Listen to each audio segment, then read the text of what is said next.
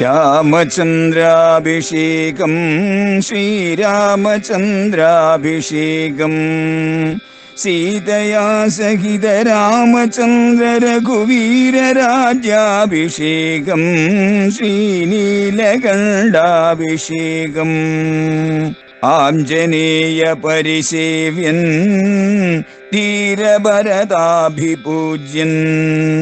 വീരലക്ഷ്മണ കുമാര ശത്രുഘ്ന സോദരാർച്ചിത പദാബ്ജൻ ശ്രീനീലകണ്ഠ ഹൃദയേശൻ രാമചന്ദ്രാഭിഷേകം ശ്രീരാമചന്ദ്രാഭിഷേകം.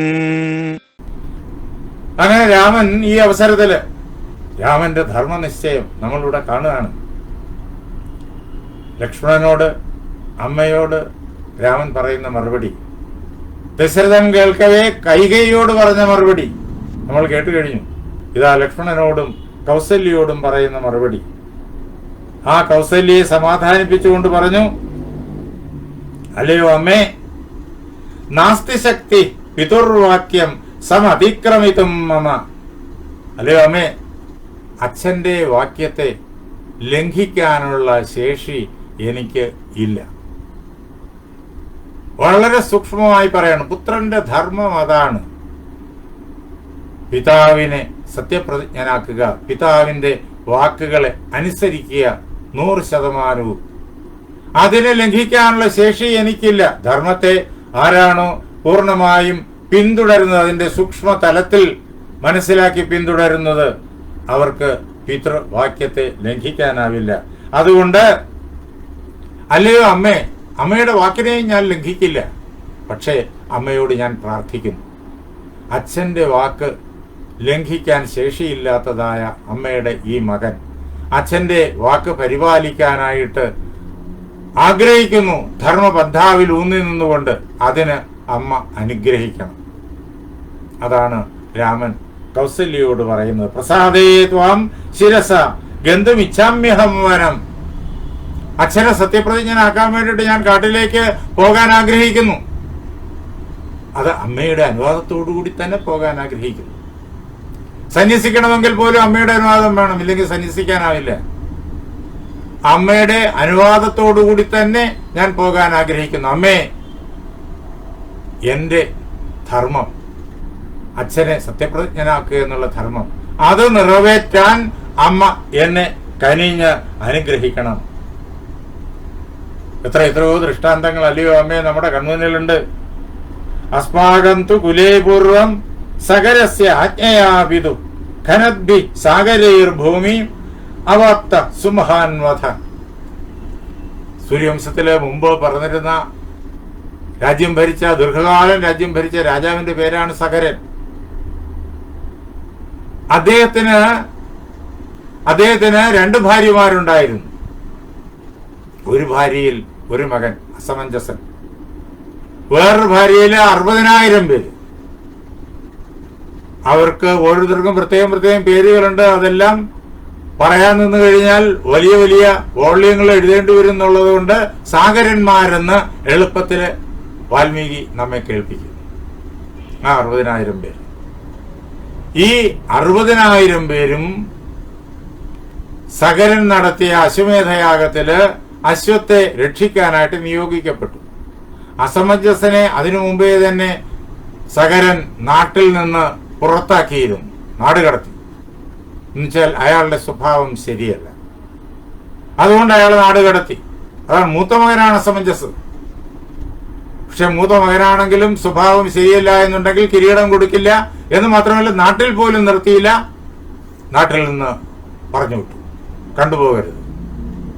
പിന്നെ ഈ 60,000 പേരാണ് ഉള്ളത്.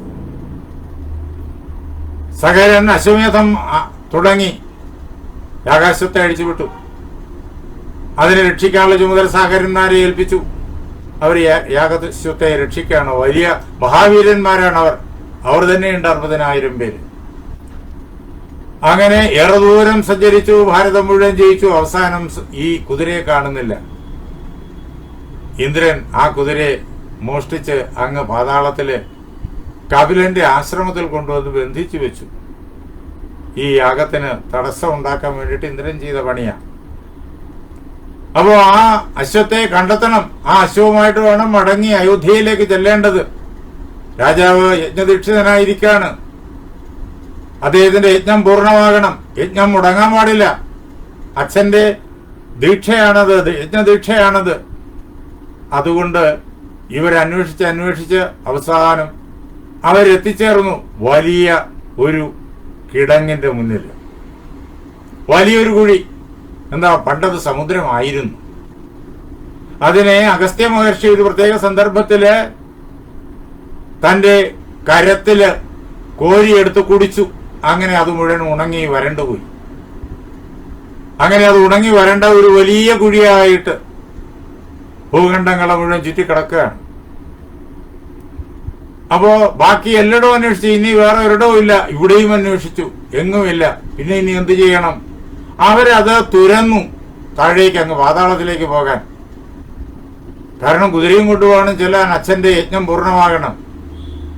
അങ്ങനെ അവര് കുതിരയെ സംരക്ഷിക്കുക എന്നുള്ളതായ അച്ഛന്റെ ആജ്ഞയെ പരിപാലിക്കുന്നവരായിട്ട് ആ സമുദ്രത്തിന്റെ ഉണങ്ങിക്കിടക്കുന്ന സമുദ്രത്തിന്റെ അടിത്തട്ട് തുരന്ന് പാതാളത്തിലെത്തി. പിന്നെ നടന്ന കഥകൾ എല്ലാവർക്കും അറിയാം. സമയത്തിന്റെ കുറവ് കൊണ്ടത് പറയുന്നില്ല. അവസാനം കപിലന്റെ നേത്രാഗ്നിയിൽ 60,000 പേരും ദഹിച്ചുപോയി. അങ്ങനെ മൃത്യു അവരെ പിടികൂടി. അച്ഛന്റെ യജ്ഞദീക്ഷയെ സഫലമാക്കാൻ വേണ്ടിയിട്ട് അവർ ഇത്ര വലിയ കർമ്മം ചെയ്തിട്ട് അവർ മൃത്യുയെപ്പോലും അവർ അഭിമുഖീകരിച്ചു. ശ്രീരാമചന്ദ്രൻ തന്റെ അമ്മയായിരിക്കുന്ന കൗസല്യയോട് പറയാണ്. അപ്പോ അച്ഛനെ സേവിക്കാൻ വേണ്ടിയിട്ട് എത്രത്തോളം പോയി ആ സാഗരന്മാർ. അത് നമ്മുടെ വംശത്തിൽ മുമ്പുള്ള ആളുകൾ. അത് കഴിഞ്ഞിട്ട് ഈ സഗരന്റെ കൊച്ചുമകൻ അംശുമാൻ, ആ അംശുമാൻ രാജാവായി. അത് അസമഞ്ജസിന്റെ പുത്രനാണ് അംശുമാൻ. അസമഞ്ജസിനെ നാട് കടത്തുന്നതിന് മുമ്പ് അസമഞ്ജസിന് ഒരു കൊച്ചു കുഞ്ഞ് ജനിച്ചിരുന്നു. അതാണ് അംശുമാൻ. ആ അംശുമാന്റെ പുത്രൻ ഭഗീരഥൻ. ഭഗീരഥൻ ഗംഗയെ കൊണ്ടുവന്നാണ് തന്റെ മുത്തശ്ശന്മാർക്ക് മോക്ഷം നേടിക്കൊടുക്കുന്നത്. ആ കഥയെല്ലാം നമുക്ക് അറിയാം. അങ്ങനെ ഈ കഥ ഓർമ്മിപ്പിക്കുന്ന രാമൻ അമ്മയോട് അച്ഛന്റെ ആജ്ഞ അനുസരിക്കാൻ വേണ്ടിയിട്ട് സകരന്റെ മക്കളായിരിക്കുന്ന സാഗരന്മാര് അത്ഭുതകരമായിരിക്കുന്ന കർമ്മങ്ങൾ ചെയ്തിട്ട് അവസാനം മരണത്തെ പോലും അവർ അഭിമുഖീകരിച്ചു. അതിനെപ്പോലും അവർ വെല്ലുവിളിച്ചു. അല്ലയോ അമ്മേ, അച്ഛന്റെ സത്യം പരിപാലിക്കാൻ പുത്രൻ എത്രമാത്രം പ്രയത്നിക്കണം എന്ന് നമ്മുടെ വലിയ പിതാമഹൻ തന്നെ നമുക്ക് കാണിച്ചു തന്നിട്ടുണ്ടല്ലോ. ജാമദഗ്നേന രാമേണ രേണുക ജനനീ സ്വയം കൃത്ത പരശുനാരണ്യേ പിതുർവചനകാരണാത്. ജമദഗ്നിയുടെ പുത്രനായിരിക്കുന്ന രാമൻ, ആ രാമൻ തന്റെ അമ്മയായിരിക്കുന്ന രേണുകയെ തന്റെ കയ്യിലിരിക്കുന്ന കുഠാരം കൊണ്ട്, ആ പരശുകൊണ്ട് സംഹരിച്ചു. അച്ഛൻ ആജ്ഞാപിച്ചതിനാൽ, ജമദഗ്നി ആജ്ഞാപിച്ചതിനാൽ. ഇതും നാം ഓർക്കണം. അച്ഛന്റെ ആജ്ഞയെ പരശുരാമന്റെ ജ്യേഷ്ഠ സഹോദരന്മാര് അംഗീകരിച്ചില്ല. അവരതിനെ നിരസിച്ചു. ഇളയവനായ പരശുരാമൻ അത് ചെയ്തു. അച്ഛന്റെ ആജ്ഞയെ നടപ്പിലാക്കി. അങ്ങനെ രേണുകയെ സംഹരിച്ചു. അത് കഴിഞ്ഞിട്ട് സംപ്രീതനായ ജമദഗ്നി പരശുരാമനോട് പറഞ്ഞു, നിനക്ക് ആവശ്യമുള്ള വരമെന്ത് ചോദിച്ചുകൊള്ളൂ, ഞാൻ അത് തരുന്നുണ്ട്. പരശുരാമൻ പറഞ്ഞു, അമ്മയെ പഴയതുപോലെ തന്നെ ജീവിപ്പിക്കണം. ഇങ്ങനൊരു സംഭവം നടന്നതായിട്ടുള്ള തോന്നൽ പോലും അമ്മയ്ക്കുണ്ടാകരുത്. അങ്ങനെ അമ്മയെ ജീവിപ്പിച്ചു. ഇങ്ങനെ ആ പരശുരാമന്റെ കഥ, അച്ഛന്റെ വാക്ക് പരിപാലിച്ച പരശുരാമന്റെ കഥ, ഇതെല്ലാം ഓർമ്മിപ്പിച്ചിട്ട് ഏതേൽ അന്വേഷിച്ച ബഹുവർ ദേവി ദേവസമീകൃതം. ഇങ്ങനെ വേറെയും എത്രയോ ആളുകളുടെ കാര്യങ്ങളുണ്ട്. അല്ലയോ ദേവി, അവര് ദേവസമന്മാരായിട്ടുള്ള നമ്മുടെ പൂർവികന്മാര് അച്ഛന്റെ വാക്കിനെ പരിപാലിക്കുന്നതിന് വേണ്ടിയിട്ട് എന്തെല്ലാം അത്ഭുതകരങ്ങളായിട്ടുള്ള കർമ്മങ്ങൾ ചെയ്തിട്ടുണ്ട്. അതുകൊണ്ട് അല്ലയോ അമ്മേ, എന്നെയും അതേ പ്രകാരത്തിൽ അച്ഛന്റെ വാക്കിനെ പരിപാലിക്കാനുള്ളതായ മാർഗത്തിൽ പോകാൻ അനുവദിക്കണം. പിതുർ വചനമക്കളീവം കരിഷ്യാമി പിതുർഹിതം. ഞാൻ കരുത്തോടുകൂടിയിട്ട് പിതാവിന്റെ വാക്കിനെ അതേ പ്രകാരത്തില് ഭംഗിയായിട്ട് അനുസരിക്കാനായിട്ട് പുറപ്പെടുന്നു. അല്ലയോ അമ്മേ, അതിനു വേണ്ടിയിട്ട് അമ്മ എന്നെ അനുഗ്രഹിക്കണം. പിതാവിന്റെ ഹിതത്തെ നടപ്പിലാക്കാൻ എന്നെ അനുവദിക്കണം. ഞാനത് ചെയ്യാനായിട്ട് പുറപ്പെടുന്നു. നാഹം ധർമ്മ അപൂർവന്തേ പ്രതികൂലം പ്രവർത്തയെ. അല്ലേ അമ്മേ, ഇതിനു മുമ്പ് ആരും പ്രവർത്തിച്ചിട്ടില്ലാത്ത പുതിയൊരു ധർമ്മ നിയമത്തെ ഞാൻ പുതുതായി സൃഷ്ടിച്ചിട്ട് അമ്മയുടെ മുന്നിൽ അവതരിപ്പിക്കുന്നതല്ല. പിന്നെയോ പണ്ടേ തന്നെ നമ്മുടെ പൂർവികന്മാര് അച്ഛന്റെ വാക്ക് പരിപാലിക്കാൻ വേണ്ടിയിട്ട് എത്രമാത്രം കഠിനാധ്വാനം ചെയ്തിട്ടുണ്ട്, ക്ലേശങ്ങൾ അനുഭവിച്ചിട്ടുണ്ട്. അതാണല്ലോ അവരുടെ തപസ് എന്ന് ഞാൻ ഓർമ്മിപ്പിക്കുകയാണ്. ഇത് പഴയ നമ്മുടെ കാരണവന്മാർ പിന്തുടർന്നു പോകുന്ന ധർമ്മ നിയമമാണ്. അല്ലയോ അമ്മേ, അതിനായിട്ട് അമ്മ എന്നെ അനുവദിക്കണം. പിന്നെ ഇനി കൗസല്യക്ക് എതിർത്ത് ഉടനെ ഒന്നും പറയാനില്ല.